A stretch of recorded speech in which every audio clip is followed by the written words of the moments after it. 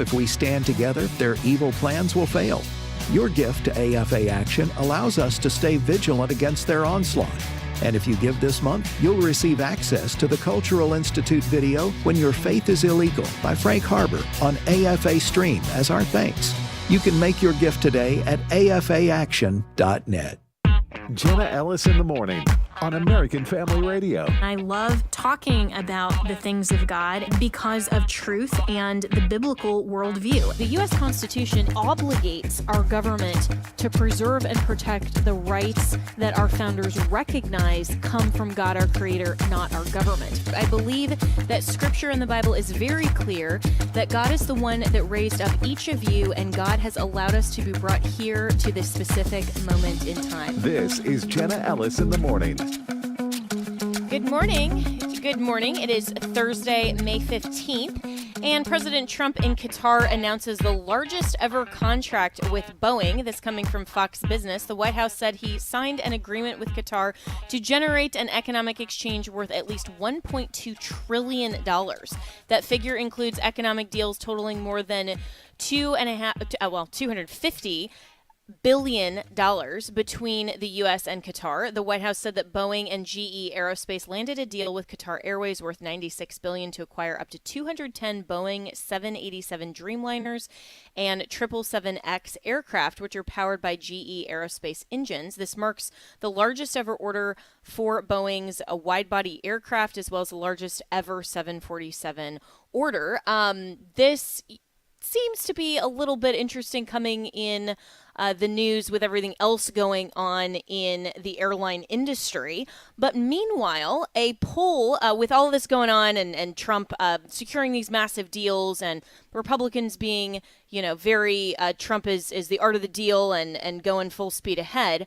A poll from the Associated Press indicates that Democrats are deeply pessimistic about the future of their party. And I'm thinking, wow, shocker, they're deeply pessimistic. So 6 months after Donald Trump's presidential victory, Democrats remain deeply pessimistic about the future of their party. A new poll conducted earlier this month by the Associated Press Center for Public Affairs Research found that only 1/3 of Democrats are very optimistic or even somewhat optimistic about their party's future. That's sharply down from July 2024, when about 6 in 10 Democrats said they had a positive outlook. I wonder what happened around July 2024. Like, anybody know that, what took a nosedive at that point in time? Well, let's welcome in Steve Deace, our good friend, who is a host and author over at The Blaze. And Steve, this also indicates, though, that meanwhile Republicans are slightly more optimistic about the future of the GOP than they were last year. Only slightly. That's a little interesting, but I think this poll is laughable at best because it's absolutely true. The Democrats have no reason to be optimistic about the future of their party. I can give them one reason. Republicans in Congress. Listen, if I were them and I looked at my leadership, my bench, and you're seeing polls that Jasmine Crockett and Alexandria Ocasio-Cortez are their most recognizable figures. And we're talking about, variations of the Kamala Harris theme. I can see why they feel that way. And, what we have seen really for a generation or two now on the Democratic side is that where they have wanted to take the country really since the counterculture remade the modern Democratic Party. And the modern Democratic Party has been remade from a pro-labor, pro-worker party, left of center, economically, fairly centrist overall on patriotism and values. That was the Democratic Party prior to the Summer of Love. And what's been happening really ever since in the Boomer era is it's been, little by little, incrementally, it's been remade over from a liberal party to a leftist one, from a party, that said, hey, government should let you do things that God says are stupid and immoral, to government, like the story you guys just had in your news update before I came on about the state of Colorado's ongoing jihad against Christianity in all of its forms. Now government must compel you to do these things. And so without a charismatic leader, in the case of a Barack Obama or a Bill Clinton, someone who is inherently likable to the average normie out there. Without that person as a package, as the front for what they're selling to the American people, it has just not been bought. And you can even look at the Obama years, Jenna. I mean, he got walloped in 2 midterm elections when he was not on the ballot, both in 2010 and also in 2014. So this has been a reoccurring pattern for them. And right now, what they lack is that kind of a leader, the guy, the person that will make, to use their phrase, and a phrase that Tim Walz used recently, a permission structure. Someone whose personality is engaging and charismatic enough that it's a permission structure for Americans to essentially become extras in a remake of Reds. All right. And they don't have that right now. And I don't even know if that person's even on the immediate horizon. But as for this next midterm election, unfortunately, I bring glad tidings of great joy to those pessimistic Democrats. This Republican Congress is doing absolutely everything it could possibly do to nuke itself.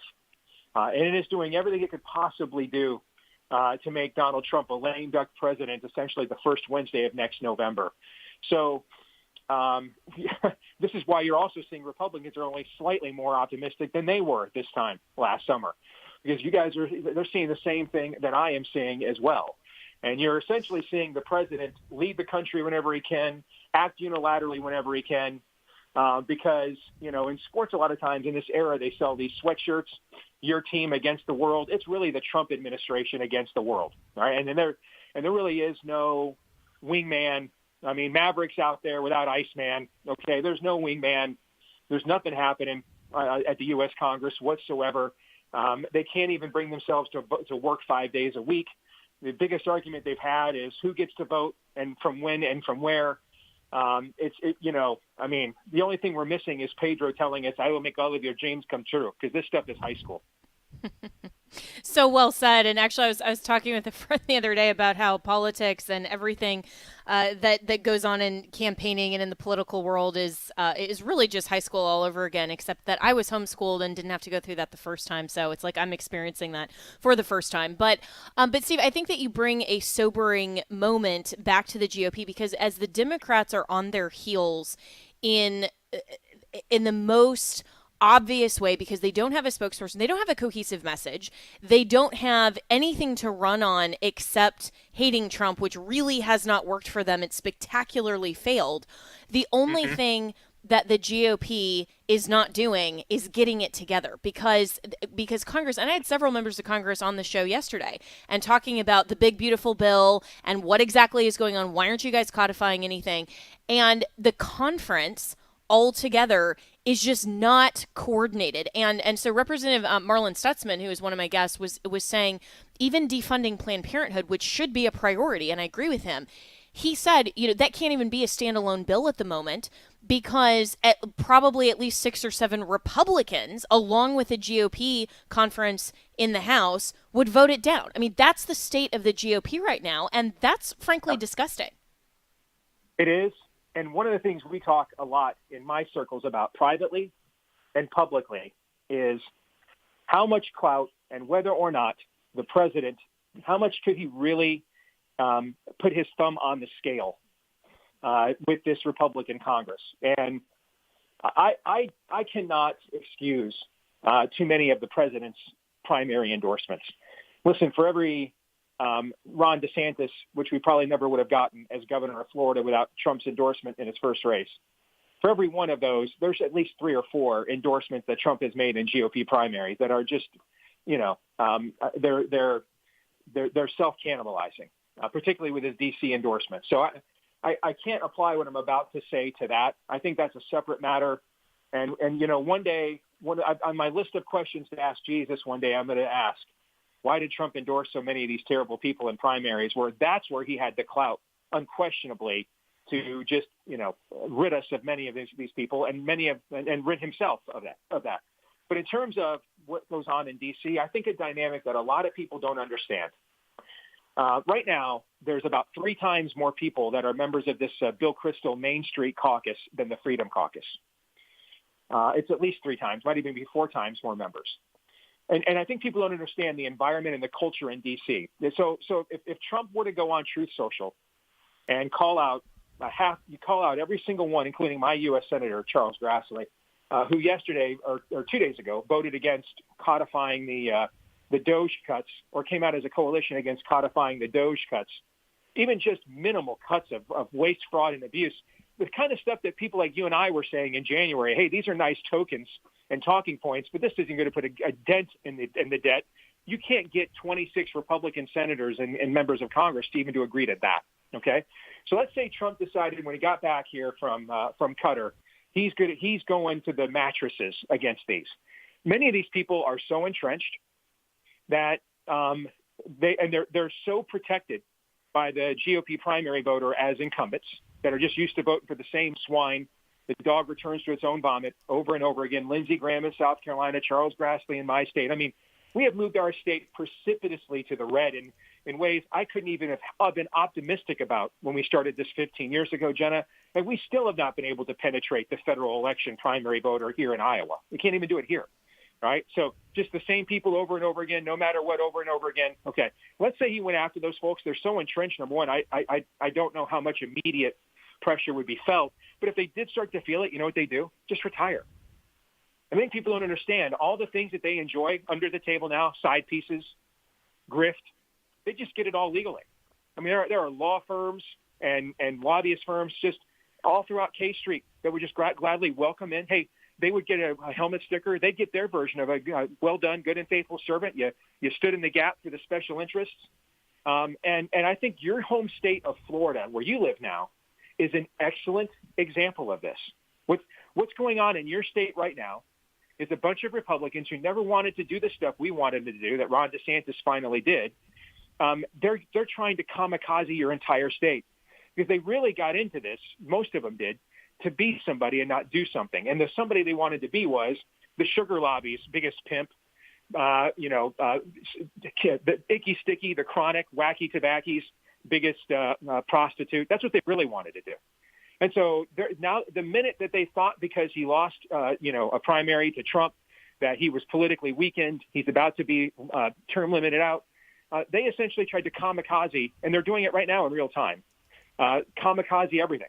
And so the DeSantis people respond by, well, maybe we'll just run Casey for governor to kind of leverage them. So maybe we won't be term limited. We'll find a workaround here and we'll stick around. Their response was to double, triple down, essentially turn your 2025 state legislative session, what makes what's happening in Congress right now look like a leadership forum. I mean, this is just beyond stupidity, what's going on there, except your legislature is who most of the Republican Party is. And that's who most of the Republican primary voter has allowed to get entrenched there for decades. And we're in a position now where these people are almost unleverageable. I mean, John Cornyn is in the middle of a primary right now that he is losing. I mean, there hasn't been a poll that has shown him ahead of Ken Paxton yet. The last one showed him down by 16 points. And this is even before Trump gets involved in that primary. And you would think right now he would be doing everything he could in order to grandstand to save his seat. All he's done is he posted a video of him reading Art of the Deal, the book, and how he thought it was a great read. Meanwhile, he went up there and nuked Ed Martin. Why? Because whatever special interest John Cornyn gets his supply of grift and side pieces from, it's just going to reward him for the continued hustle that he has done on their behalf. And so there's both parties right now. They're chickens, as Barack Obama, his infamous anti-American pastor once said, are coming home to roost. And what you're seeing right now is Democrats, they have moved so far left, they cannot sell their agenda to the American people anymore unless there's a charismatic leader that could used car salesman them. So they're stuck in that corner. And on the Republican side, the Republican primary, that's what the boomer Democrat did. And on the Republican side, the boomer Republican primary voter has so boxed in our side now that we are just surrounded by quislings and grifters and con artists to the point that, I mean, there's just absolute gridlock and rigor mortis there because those handful of Republicans you talked about, they'll just retire. Who knows in each state's individual process of replacing them in various elections and things of that nature. And they could just grind this thing to a halt. We can't leverage them because they're protected by special interests. So yeah, this is why nothing good gets done unless Donald Trump and his administration unilaterally does it. And so, Steve, then that begs the question, what happens post-Trump to the GOP, to America, to all of these wins? Are we just saying, all right, the next 3.5 years will be great, and then after that, it's total apocalypse for America? What's going to happen is if this administration is successful, there's really no point to having a 2028 presidential primary, all right, because the Crown Prince is already in place, and it's J.D. Vance. And I think you can see from Vance's, he'd be the first millennial presidential nominee. And I think you can see just from how he engages directly, even as vice president of the United States on social media, I think he's got way more of an appetite for destruction than Trump when it comes to this part of it. When it comes to the domestic politics side of it and calling out BS and getting after people in his own party, I think you'll see, generations, box themselves in layers and then, free themselves in layers. The first thing, Trump is the first layer. And what Trump is trying to free us from is the global paradigm, the globalist paradigm. And he's in the process of doing this as we speak, all right, to try to get America back on the path of being independent and a sovereign country again. No one man's going to undo 50 years of damage, rot gut, and complacency in one term or even two. So he's the first layer of this. That's the problem we have with Reagan. Is Reagan's first layer was we have to win the Cold War. He accomplished that. The problem is the Republican leadership that came after him never took that fight beyond that. And so we just remained kind of stillborn. And weren't the 80s great? And let's just run on the same slogans of the 80s and who was closest to Reagan when he was doing that stuff in the 80s. We were just kind of stillborn and stuck there for decades until Trump came along. So what you have now is the obvious heir apparent for Reagan. Bush did not share many of Reagan's actual ideals beyond just hatred of communism. And so in this case, you have JD, who's clearly a chip off the old block ideologically, and is anxious, I think would be way more willing to then say, hey, we've accomplished this first goal. Now we've got to take out the trash here in our own neighborhood. All right. So that's what happens if the Trump administration is successful. I think what you don't want to contemplate is what happens if it's not successful. And if it's not successful, then I think you're at this point, you're probably better off finding whatever Republican you hate the most, making them your nominee in 28 to take the L, because we're going to take one and it's going to be bad. And it won't matter who they nominate over there. OK, and so this is why it is this. I think Trump and his team knows this. And this is why they've been so aggressive out of the gate. I think this is why they continue to be as aggressive as they are. I think this is why they continue to take as much initiative as they do, because I think they realize here that they've got a window to truly reset things. And if they don't take full advantage of it, and some of the, silliness of the first term, let's have the first fight out of the gate be whether or not more people showed up at my inauguration than Barack Obama, and let's introduce the country to Omarosa and Anthony Scaramucci. I think this is just a way more buttoned-down professional outfit. The president clearly is way more prepared to govern than he was the first time around, and I think they agree with much of the analysis I'm giving you, which is why you see them as bold and as brash as they are, and because I think they recognize if they leave any of this up to the system at all, R versus D, the system will screw them. Well said, and I think you're absolutely right that we're seeing this in Florida in real time after 8 years of wins by an excellent governor. Then you have all of these very selfish people coming into the House and just absolutely trying to destroy it through the legislature, and we're seeing that on the congressional level as well. And so this is why the GOP needs to get it together and actually become the party of conservatism instead of the party of special interests. But we'll continue to talk about this more, and I always appreciate Steve's comments. So right on and so sobering. We'll be right back with more.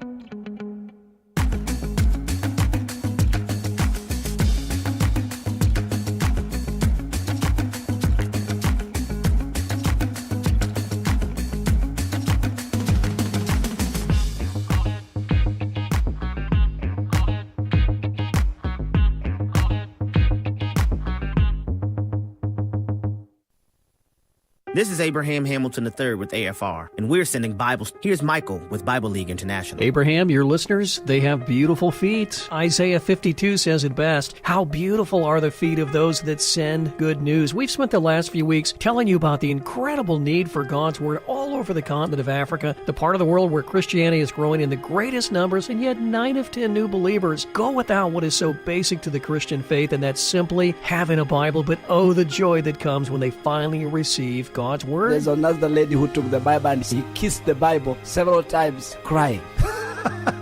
That's the joy you've brought to more than 10,000 Bibleless believers in Africa. Our goal is 16,000. You know what? $5 a Bible, $60 sends 12, $500 sends 100. Would you pray and give generously by calling 800-YES-WORD? 800-YES-WORD. That's 800-YES-WORD. Or give at sendbiblesnow.org. Sendbiblesnow.org. The following is not an actor, but a real-life story from Trinity Debt Management. I'm Claire from Trinity Debt Management. I'm a counselor, and the reason that I love working for Trinity is because I get to help folks with one of the hardest problems a family can face, and that's financial difficulties. In this day and age, everything is going up. You have higher utilities, higher grocery bills, higher fuel, and those credit card interest rates have gone up as well. We can help you with that. We can help you get lower interest rates, lower monthly payments. In just a few minutes, we put together a plan that gets you out of debt and keeps you out of debt. I love my job. It's a great program and a very smart way to find debt relief. If credit card debt has you down, call Trinity at 1-800-788-1813. I'm Claire, a Trinity counselor. Call me and become debt-free for keeps. 1-800-788-1813.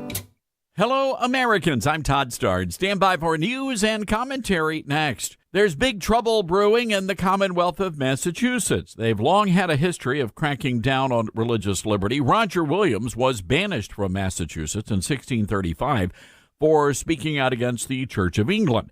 Well, let's fast forward to the year 2024, when a local government banished a church from using a public library's community meeting room.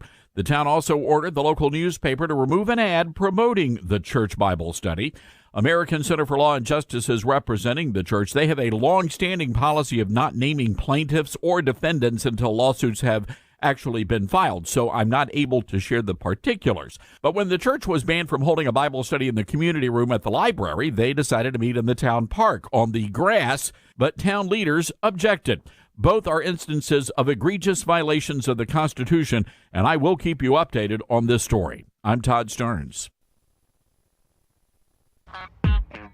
Welcome back to Jenna Ellis in the Morning on American Family Radio. Welcome back. Well, in an HHS update, RFK Jr. has pledged to hold Johnson & Johnson accountable for what he describes as a, quote, pattern of corporate misconduct. This coming from a couple of reports that have just surfaced around social media. In 2021, as you'll recall, Johnson & Johnson actually recalled 5 aerosol sunscreen products after laboratory testing detected benzene, a known carcinogen, in the products.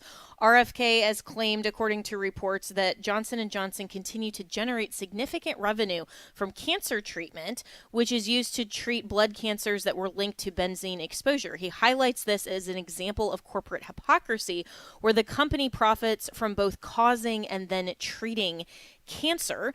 So where are we at with the whole MAHA movement? Let's welcome in Raw Egg Nationalist, Charles Cornishdale, who goes by Raw Egg Nationalist on social media, has a great book and comments on all things health related. So where are we at with making America healthy again? It's great to be back, Jenna. It's great to be back. So yeah, I mean, I think that we're starting to make some significant progress. RFK Jr. has announced various different measures to be brought in. We've got synthetic food dyes being banned. Now, these are dyes like Red 3 and Red 40. They've been linked to all sorts of unpleasant health conditions, chronic health conditions, things like ADHD, autism, diabetes, and they're ubiquitous in processed food, and processed food increasingly makes up the majority of the average American's diet. So there are very clear efforts already taking place to clean up the food supply. We've also got this big investigation into the causes of autism, which we talked about actually, I think the last time I came on the show. That's been generating a lot of controversy. It's caused a real stir, but I think, again, it's a move in the right direction. It's a signal that RFK is interested in addressing the root causes of chronic health rather than simply devising new ad hoc treatments with Big Pharma to make more money for Big Pharma and leaving the underlying problems unaddressed. So I think it's very clear already that what we're seeing is a fundamental reorientation. You know, we've had some big firings too. You know, getting rid of kind of useless staff and cutting down on waste. So there are all sorts of things going on, Jenna. We've had the announcement also of an investigation into baby formula, which I think is a big thing too. So baby formula, I think, is best thought of actually as baby's first processed food. So, you know, all of the terrible ingredients that you find in processed food that are having all of these dreadful chronic health effects, or are linked to chronic health effects in, you know, numerous scientific studies, they're all in baby food as well. And, you know, we've seen a substitution of baby formula for breast milk in recent decades, certainly in the last sort of 60, 70 years, and it's contributed definitely to the chronic health crisis. We've also got, this is another thing, actually, the last thing that I'll mention, we've also seen that actually Jay Bhattacharya has talked about removing Big Pharma representatives from the FDA's advisory boards. Now, that's a very good thing too, because that's the beginning of an attempt to reestablish the independence of the FDA from the industries that it regulates. Now, the FDA and the USDA and all of these different big departments, you know, they're in bed and have been in bed with industry for decades, and we need to decouple them, the regulators, from the industries they're regulating, so that we can actually be confident that these industries are being regulated in an objective, fair way that benefits the American public and not the corporation's bottom line. Yeah, and I think all of that makes sense as a strategy and as something that will actually benefit the American people. And contrasting this to a lot of the policies, I think that Americans overall, and certainly the MAGA base, have been very frustrated that Congress is refusing, at least at this juncture, to be as swift to codify as Trump is to issue executive orders. A lot of this is happening a bit unilaterally from HHS in terms of setting policy. But how much will these big corporations, whose entire existence is reliant on a lot of these chemicals, these other things that are very unhealthy, and all of these things that have been going on since, you know, the 50s and 60s, how much of this are they going to push back on if it's just a matter of a waiting game until Kennedy is no longer in HHS and we don't necessarily have the same policy? Yeah, this is the question. I mean, there are some decent early indications. So with the banning of synthetic dyes, then actually HHS and the FDA have been saying, look, we want to do this voluntarily with corporations. And the corporations have said, yes, we'll replace these synthetic dyes with natural alternatives. The FDA is already in the process of approving various different natural alternatives to things like Red 3 and Red 40. And the corporations are saying, yeah, we're gonna replace these synthetic dyes in our products, which obviously, begs the question: why didn't you do it before? If you could make these products with natural dyes, why didn't you? Anyway, the big issue is, you know, what is going to happen in 4 years' time or 8 years' time. I mean, I've maintained from the start that Make America Healthy Again needs to be basically a generational agenda. You know, it's taken a century really to make Americans as unhealthy as they are today, and it's going to take years, multiple administrations, in order to undo the damage that has been done.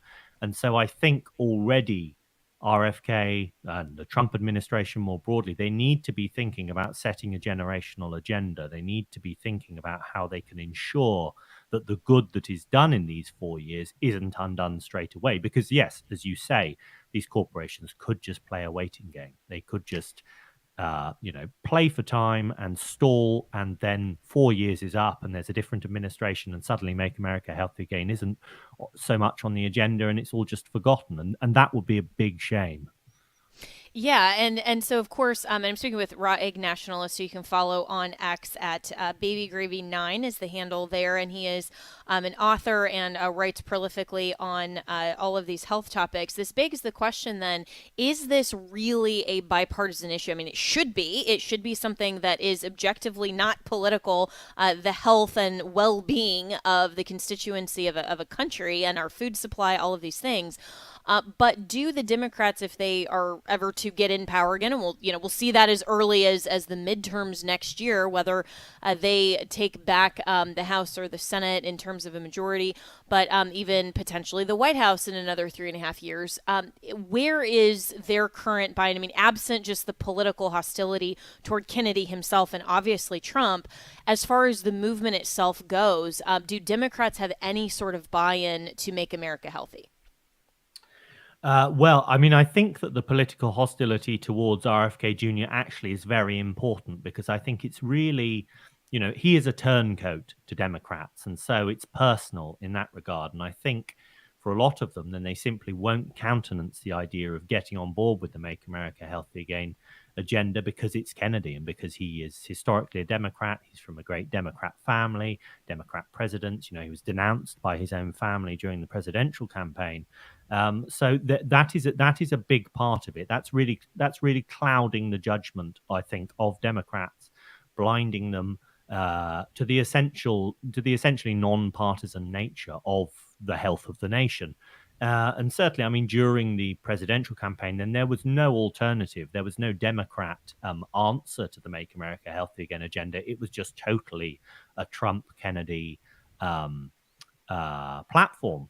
And so, I mean, during RFK's confirmation, then Bernie Sanders did say to him, look, I agree with the notion of making America healthy again, Mr. Kennedy, but I don't agree with your methods. I think that what we need to be doing is we need to be prescribing people Ozempic. We need to be giving all the overweight and obese people Ozempic, and we need to be lowering drug charges. Well, actually, I mean, Trump has done something, really quite amazing, actually, to reduce the cost of drugs recently with his executive order in the last few days. I think it was at the weekend, saying that he would reduce drug costs by up to 80%. I don't think that the Democrats buy in to Kennedy's methods fundamentally. This is I could see there being a health agenda on the left, but I think that the methods fundamentally would be basically just about increasing people's access to drugs rather than at a reasonable price or even at taxpayer cost, rather than actually getting to the bottom of ill health, rather than addressing the root causes of ill health. I mean, one of the things, that the left generally is, obviously they're collectivists. They don't really believe in individual responsibility. So any notion that actually individuals might have a part to play in their own health, then they deny more and more. And you hear them say vehemently, oh, it's fascism. It's fascism to say that people should be responsible for their own lives. It's right-wing extremism. So it's a hugely polarized issue. It really is. And I don't actually, from the left, I don't see sense breaking through the kind of clouds of the kind of politicization. So as far as I can see, then no, I don't think it's going to be a non-partisan issue anytime soon, which is a big shame because, like you say, it really should be. Yeah, and it's so frustrating to see how the media then morphs this into freedom essentially and self-governance and choosing for ourselves. That's somehow right-wing extremism. It's like, well, then all of the founders were right-wing extremists, which it actually is basically what they're claiming with trying to rewrite America's founding and the Constitution, calling all of them racist and all of that. They would love to categorize everyone like that.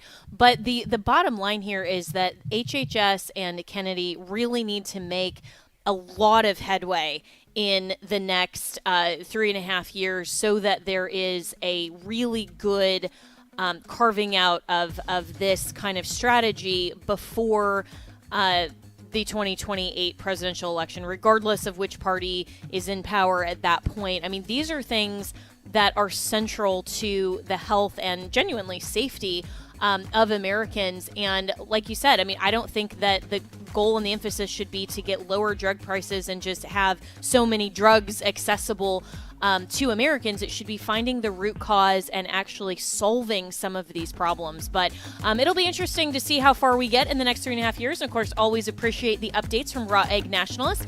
And we'll be right back with more here on Jenna Ellis in the Morning.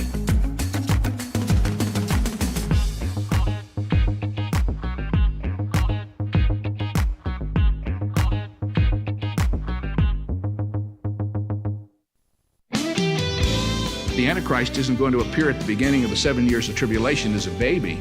He will be a full-grown adult, already in a position of leadership. He will have lived upon the earth for some 30, 40, or 50 years before his appearance at the beginning of the tribulation.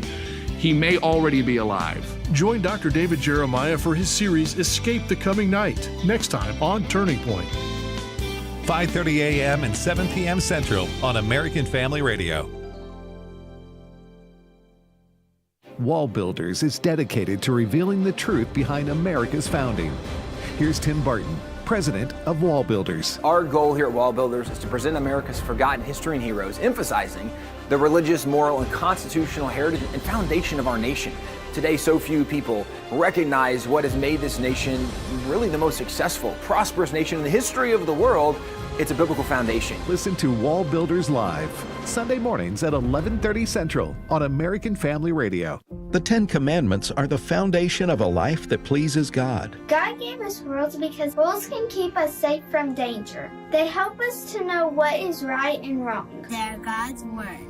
They are God's laws, and they show that all humans are sinners. When we instill them in our children, their lives will be forever changed. They show us the way to live, the way to love our neighbor, the way to love God with all their heart, with all their soul, and with all their mind. Soli Deo Gloria, to God alone be the glory. The 10 Commandments Speech Challenge is a great way to get our youth aged 7 to 17 to learn and really focus on the depth of the 10 Commandments.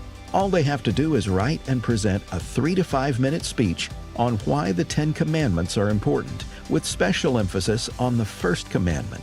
It's also a great family project because you can help them write and record their speech before June 30th. All the details are at afr.net/10 Commandments. Have you wanted to take your family to Kentucky to visit the Creation Museum and the Ark Encounter, but just never took the time? Don't put it off any longer. Let 2025 be the year you check that off the list. In fact, you can make it an even more memorable trip when you join AFA at the Ark October 30th and 31st. On Thursday, you'll get transportation for a tour of the Creation Museum, and Friday will take you for a tour of the Ark Encounter. But that's just the beginning. Expand your knowledge of creation with a special dinner presentation on Thursday by Answers in Genesis astronomer Dr. Danny Faulkner. Friday, Dr. Georgia Purdom, Answers in Genesis Vice President of Educational Content, will help you dig deeper into the Bible. And Friday evening, enjoy dinner and a panel discussion with Tony Vitagliano, Walker Wildman, and Wesley Wildman, Vice Presidents of American Family Association. Visit afa.net/events today and click on AFA at the Ark. afa.net/events and click on AFA at the Ark. Welcome back to Jenna Ellis in the Morning on American Family Radio.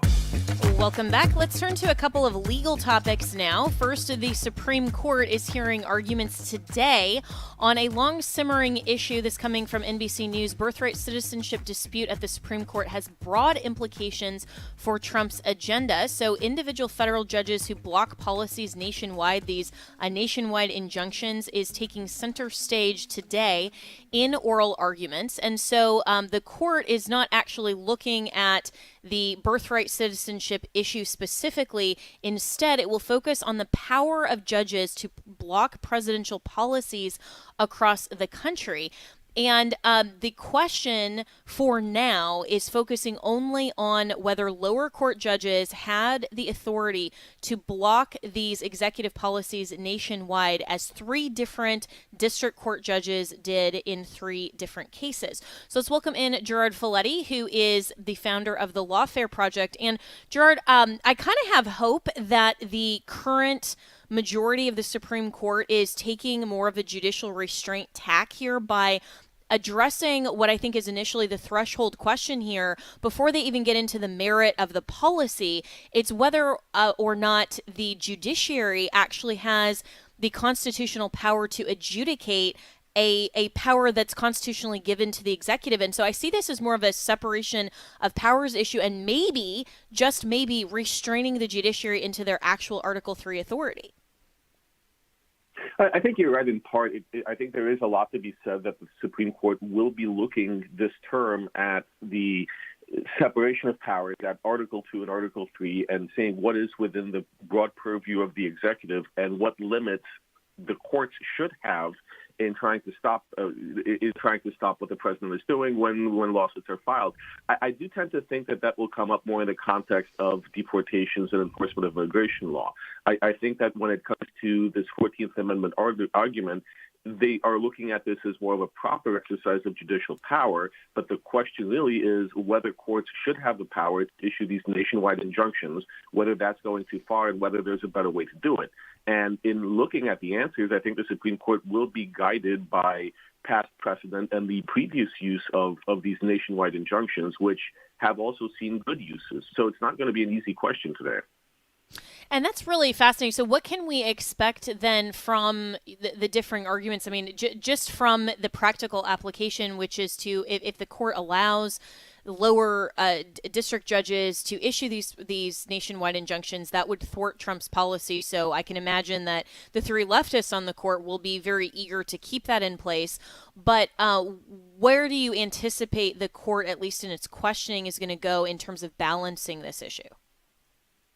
I think in part we'll see questioning on whether the issues being addressed by the lower courts, by the courts that are issuing these injunctions, are core constitutional questions, whether they're the types of questions that the interpretation of the answer will be equally applicable in every state, or whether these cases involve fact-specific situations that don't necessarily have a broader implication across the country. So basically looking at whether the questions being asked in the lower courts are of such importance that they could potentially affect every person in a class of people, or whether these are very fact-specific, limited to specific cases. In the case of a 14th Amendment argument that's underlying, ending birthright citizenship, I do think the court will see that this is more of a nationwide issue and not fact-specific. That's why I made the distinction before. I think there's a difference in how the courts will go about assessing this for deportation cases versus what they're looking at as a core 14th Amendment question.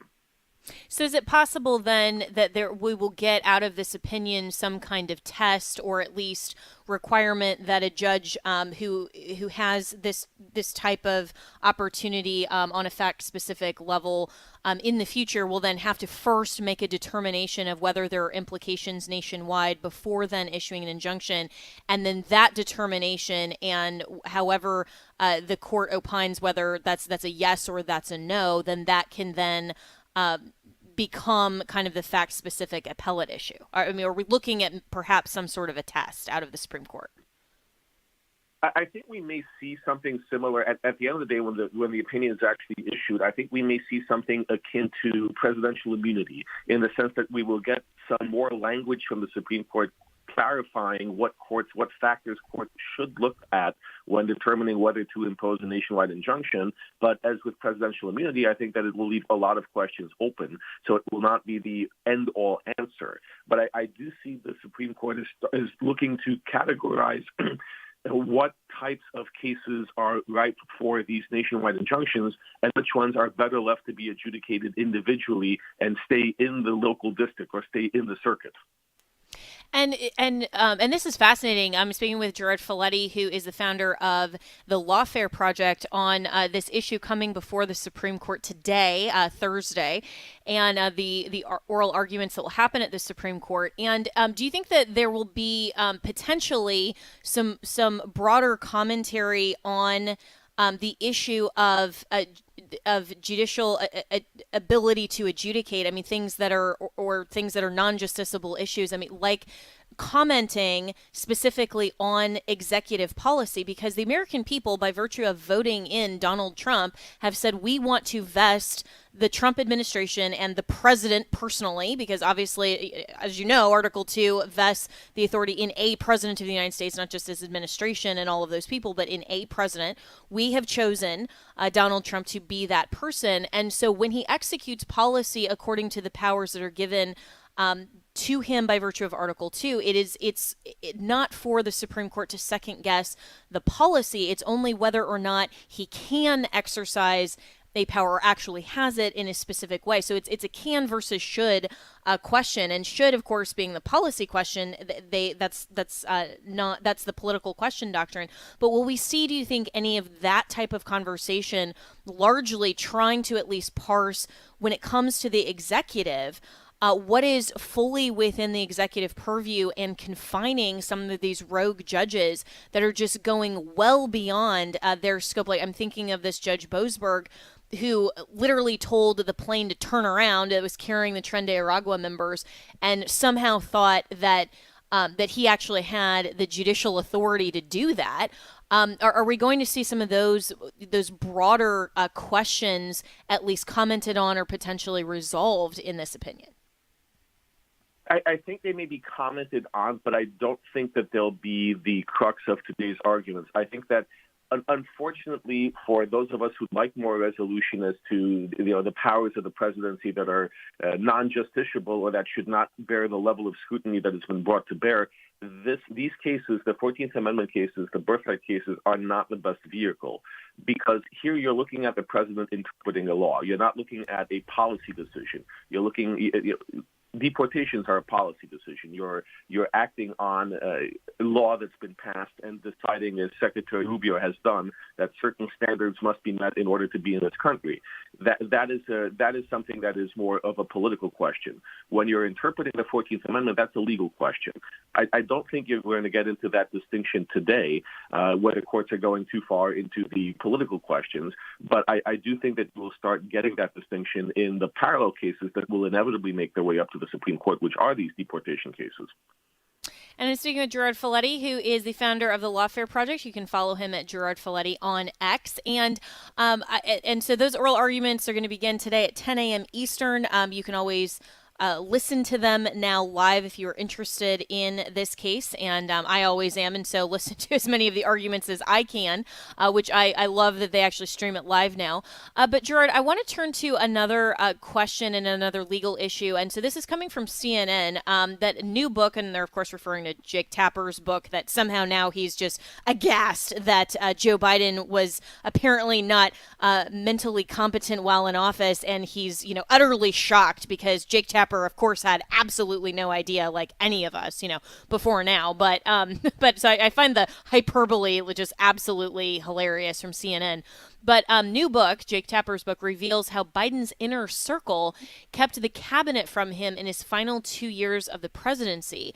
And so this goes on to say that some members of former President Joe Biden's cabinet did not believe that he could be relied upon to perform at 2 a.m. during an emergency by the final year of his presidency. According to this new book, several secretaries have told the authors of the book that Biden's inner circle grew so small in 2023 and 2024 that even some members of his cabinet weren't included. This raises, I think, a lot of implications, but first, is there any kind of accountability that should be brought to some of these cabinet officials? Because, I mean, I think a lot of people are talking about, the pardons, the voiding potentially of those, a lot of things surrounding Joe Biden. But if some of these staffers and cabinet officials actually knew this and were convinced that Biden was not competent, is any of that potentially criminal in nature? Well, it raises the question of why the 25th Amendment wasn't invoked. When you have a president who is clearly not competent to serve out his term, then what should have happened is the vice president, and we have to wonder where she was, or the members of the cabinet basically make that step of seeking to have the president declared incapable of performing his duties and the presidential succession taking over. Now, the problem is that there's no formal legal obligation for the cabinet to do so. It's a permissive language in the 25th Amendment. So what they should have done is different than what they are legally obligated to do. I think that is something that needs to change. And I think that if Congress ever stops dealing with a budget because they resolve it, they need to address this. There need to be hearings. There needs to be an investigation as to who knew what and when, and outlining what steps should be taken in future administrations to prevent this from happening again. Because this is not, unfortunately, I don't think this is a unique story in American history. I think that this is something that is also likely to happen again. So leaving aside that these people are, they bear great shame and personal responsibility, and basically they were derelict in their duty. They were derelict in their moral duty, not necessarily their legal one. We need an investigation and we need clarity before we can start making laws or changing the process. I think that's a really important distinction in terms of the moral responsibility differentiated with necessarily a legal one. And likely the framers of the 25th Amendment presumed, and it was implicit in that a cabinet would act on that if there was sufficient reason to do so. But it is voluntary in a sense, in terms of the language. There's not necessarily a compulsion or some sort of penalty for not invoking it when an arbiter suggests that they should have, some of those types of things. So where should this investigation go? And not just in light of, this book, which obviously could be more politically driven and some of those things, but based on, the Her report that came out, well before the 2024 primaries that found as a matter of the DOJ's investigation that listeners will recall that Biden wasn't competent to stand trial for some of the classified documents still in his possession. I mean, just all of these things that show to Congress that there really was an issue here. What should happen in terms of moving forward and ensuring that this type of incompetency never again happens for the executive? Well, I think in part that the first thing that's needed is a clear-cut investigation. I think that what we would want to call for is a commission made up of both members of the House and the Senate to actually investigate this, to call witnesses, to look at documents, to speak to Her and his investigators, for example, to speak to the secretaries in Tapper's book, to see who knew what and when. And look, you can make political hay out of this and you can cast all the blame you want, but you can also look at this as a much-needed closing bell, if you will, on a very tragic moment in our history when we had a president who probably would have not been able to carry out his duties should there have been an attack on the U.S. or another major catastrophe. So it's not just seeing who was in charge or what actions they took. It's not just limited to seeing if there was any criminal behavior by people who had a self-interest in acting on Biden's behalf. That's also something to look at. But more generally, what could be done in the future to streamline a process so that the American people are confident that their president is competent? Yeah, and in just the last minute or so I have with you, Gerard Filitti, so just quickly, with this investigation, is it possible, do you think, that the pardons that Biden issued, if he is found to be incompetent, can be voided? I don't think they can, because competency, look, you need a determination of when that happened, and no doctor is going to look in the past and say this is the moment when he was no longer competent. Anything past that point is void. So I don't think that we will have a pardon overturned, but I do think that this is why we need to have this investigation and inquiry so that we don't have these questions in the future. Yeah, well, all of this is so important as a matter of law and the Constitution. And Gerard Filitti, really appreciate your commentary today. And again, the Supreme Court arguments on these important issues are happening at 10 a.m. this morning.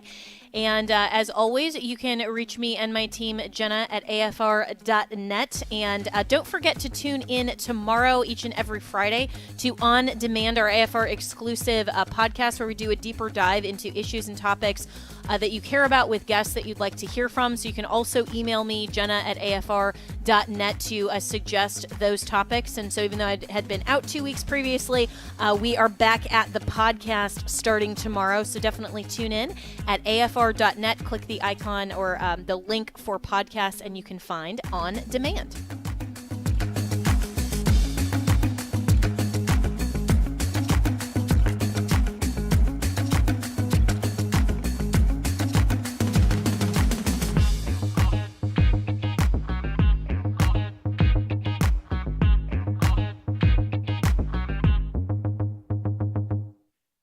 The views and opinions expressed in this broadcast may not necessarily reflect those of the American Family Association or American Family Radio.